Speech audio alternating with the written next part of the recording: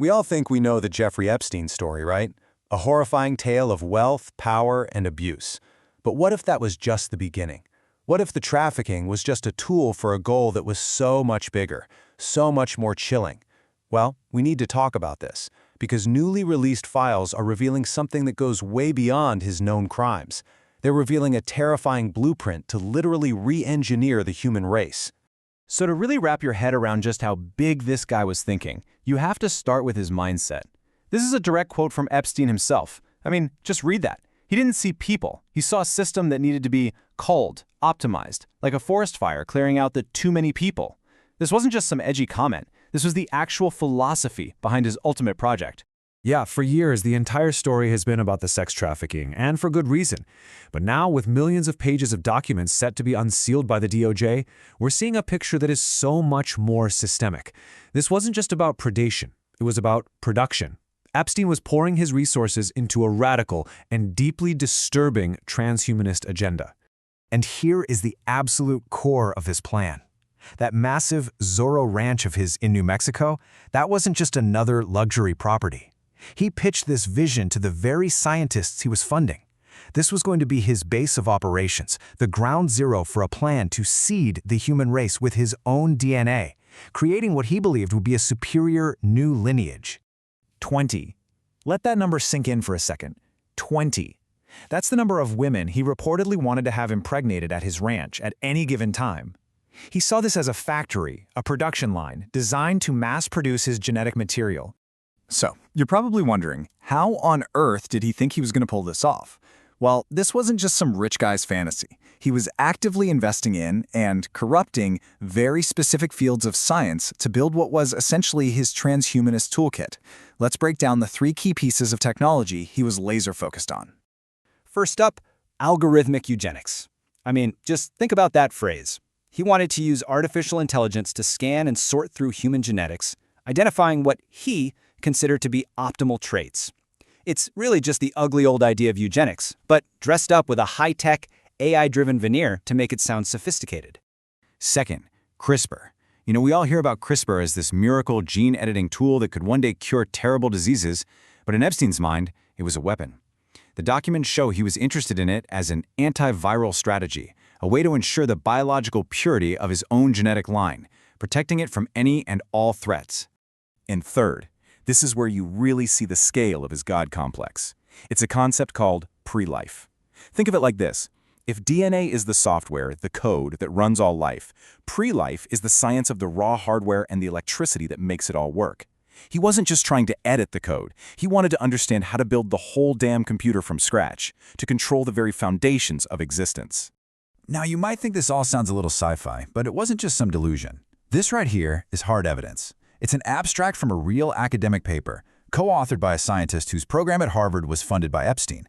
And look at that language, describing life as an infection of pre-life. That's the kind of detached, almost inhuman thinking his money was paying for. Life is code to be hacked, and he wanted to be the one at the keyboard. But here's the thing. A guy like this can't do this alone in a lab. He needed legitimacy. He needed the world's brightest minds and most famous institutions to give his twisted vision a stamp of approval. So, what did he do? He went out and bought them. And this table, it just scratches the surface of his network. See, he didn't just write checks from a distance. He embedded himself. He founded an entire program at Harvard with a $6.5 million gift. He was involved in planning a behavioral engineering institute at Stanford. He was giving PR advice to famous physicists and helping grad students with their visas. He was collecting academics like they were trophies. And they gave him the one thing his money couldn't buy on its own: credibility. And if you need an example of just how grotesque this relationship became, get this. A virologist from Stanford actually proposed that Epstein should fund a study on their horny virus hypothesis. Yes, you heard that right. They wanted his money to see if microbes could influence sexual behavior. This wasn't just science anymore. It was research perfectly tailored to a predator's obsessions happening within the walls of an elite university. The level of hypocrisy, especially at a place like MIT, is just off the charts. Look at this. Officially, on paper, after his 2008 conviction, Epstein was blacklisted. He was a disqualified donor. But in private, the prestigious Media Lab took over $500,000 from him, and they deliberately funneled it through anonymous channels to hide where it came from. This wasn't an oversight. It was a cover-up. So this goes way beyond just a few bad actors. It points to a deep institutional rot. We have to look at this forensically to really understand how one systemic failure just cascaded into another and another. 326. That's not a random number. A forensic analysis identified exactly that many distinct institutional failures, not one or two slip-ups.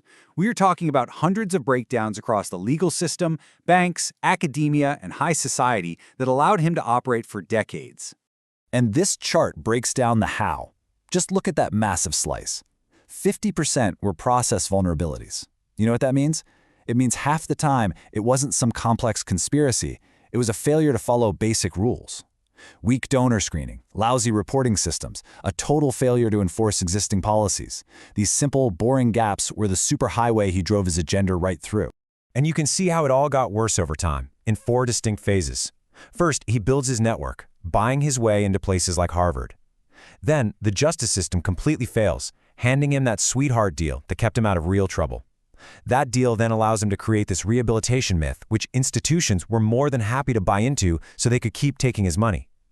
And that leads to the final, unbelievable phase, peak penetration, where a convicted sex offender is somehow more powerful and influential than ever before. So why does all of this matter so much right now? Because Epstein, in a very dark way, was a pioneer. He wrote the playbook for how a wealthy, powerful predator can capture our most advanced technologies, AI and biotech, and bend them toward a monstrous goal. This is a critical warning for our future. And don't just take my word for it. The United Nations is now recognizing the scale of this. A UN panel has concluded that his entire operation, with its supremacist ideology and systemic corruption, may actually meet the legal definition of crimes against humanity. This elevates the Epstein case from the story of a single monster to a cautionary tale about a systemic atrocity.